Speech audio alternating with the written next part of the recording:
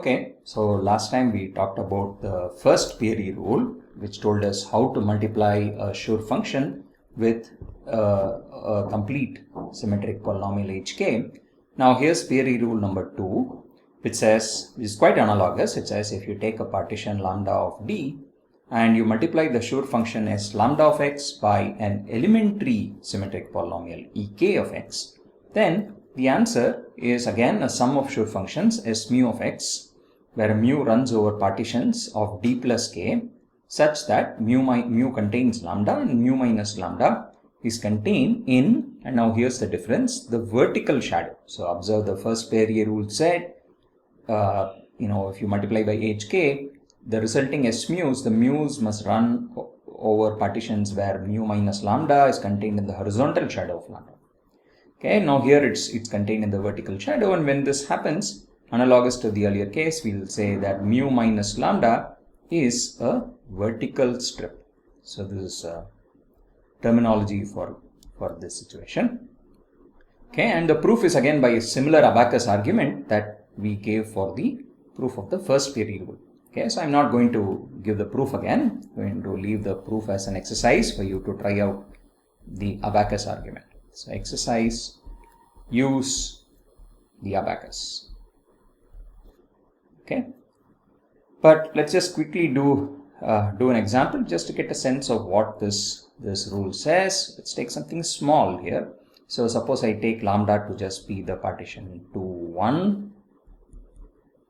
So here's the diagram of lambda, and if I take s lambda multiplied, let's say, by e2 of x, now let's figure out what will be the possible additions. What are the possible mu's? So as before, the idea is you must attach two more boxes to the diagram of lambda such a way that the boxes are all contained in the vertical shadow. Okay, and let's see, what was the vertical shadow like? So we said that's all boxes which share an edge with the vertical segments. So this was the vertical shadow. So let's see in how many ways can you add two boxes. So let me just add the boxes. So this is the original partition.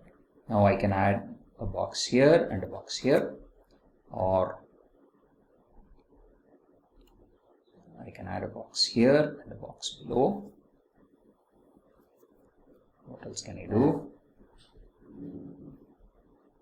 Okay, I can add a box here and a box here. I can add both boxes below. Okay, so those are the only possibilities if I am supposed to only add boxes in the vertical shadow of the original diagram lambda. Okay, so what this means is that there are exactly 4 terms in the sum. Okay, 4 summands, and you just have to read off the shapes. So this is the shape 3, 2, right? So this says that this is nothing but, so this is s3, 2 plus, so I'm just going to suppress the variables x, 3, 1, 1,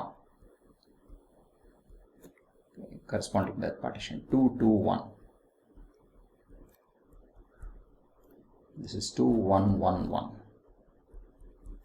Okay, so observe these are all partitions of the number 5, okay, on the right hand side, and this is what you should expect, that when you multiply, so this guy was partition s21, right? So that's a partition of 3, and then you multiply by e2, so the total degree of the polynomial on the left hand side is 5, and it turns out to be this particular sum of sure functions with index by partitions of 5.